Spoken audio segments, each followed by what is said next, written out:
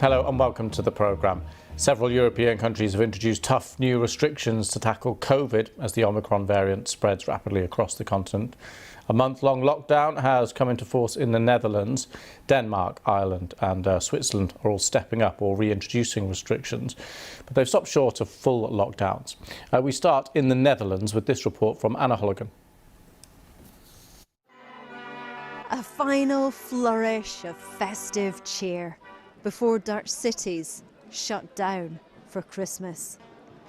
Department stores and toy shops weren't ready for this level of footfall, while hair and beauty salons squeezed clients in for a last-minute shave. It was nice to go to the city for a little while before the lockdowns. It's too busy everywhere, but I have to come to get presents before the Christmas holidays. Under the new measures outlined on Saturday, all non-essential stores, bars, restaurants and other public places are to shut from Sunday. Essential shops such as supermarkets and pharmacies must close by 8 p.m. and, as previously announced, schools are closed until at least January the 9th. The Prime Minister delivered the message in a sombre tone. Omicron verspreidt zich nog sneller. Omicron is spreading even faster than feared, and so we must intervene now to prevent much worse. This is one of the most popular shopping streets in the heart of The Hague, and normally at this time of year it would be heaving. The Dutch Prime Minister said the response to the Omicron variant was unavoidable, but the government's critics argue the crisis is partly of their own making. The slow response to the Delta variant combined with the slow rollout of the booster vaccination programme, which have meant hospitals have no extra capacity to deal with an impending surge of Omicron cases.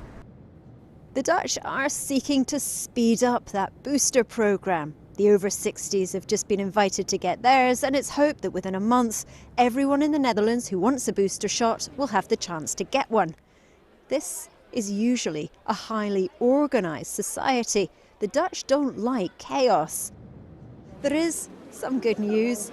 Father Christmas will still be allowed to deliver presents. His message to the nation: Merry Christmas, happy lockdown.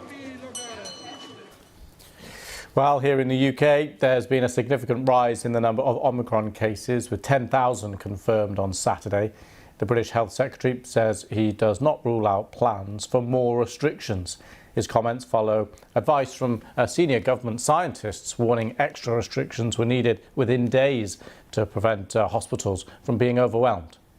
It's a very sobering analysis. We take it very seriously.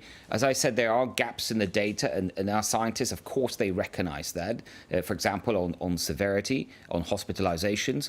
But we will look at this data, we will take into account other factors, and then decide whether further action is needed or not. You know, if you wait until data is absolutely perfect, it may well be too late. And I think that's a central point that they're making. Well, let's find out more about the lockdown in the Netherlands. Sander Itzas is a senior reporter with the TV programme Een Vandaag. Well, the people in the Netherlands, they really can't handle it anymore, because it was such a surprise, an unpleasantly surprise for the people, because last Tuesday we also had a press conference, and during this press conference the Prime Minister said, well, we only have to close the elementary schools for a week just before Christmas. And now everything is closed. The non-essential shops, the bars, the restaurants, the gyms, the outdoor sports activities, the cultural venues, everything is closed. It's terrible. And it's the fact that it was such a surprise, I suppose, that will have angered people as well. Yes, it is. For instance, yesterday I interviewed on live television a restaurant owner, and she was busy preparing the Christmas dinners, and well, at that time she heard that there was no Christmas dinner at her restaurant, and she had to call all the people, and she was really crying on live television. It was terrible. But there must be an understanding that this wave of Omicron, the rate at which it's expanding and spreading is so severe that something has to be done. Yes, of course. The Prime Minister said yesterday we have to prevent a worst case scenario, and And this Omicron variant is increasing at such, it's so terrible that within 2 weeks, he said, if we do nothing, the hospitals can't handle it anymore. So yeah, there is, of course, understanding, but, well, people are, well, they really don't like this here. It's hugely frustrating, of course, just ahead of Christmas and everyone's plans being altered. I know you mentioned it right at the beginning, but could you just run us through exactly what the lockdown restrictions will mean now for people? That means people can go to supermarkets and non-essential shops, not possible, bars, not possible, restaurants, not possible. You can't go to the gym, you can't go and have an outdoor sport activity.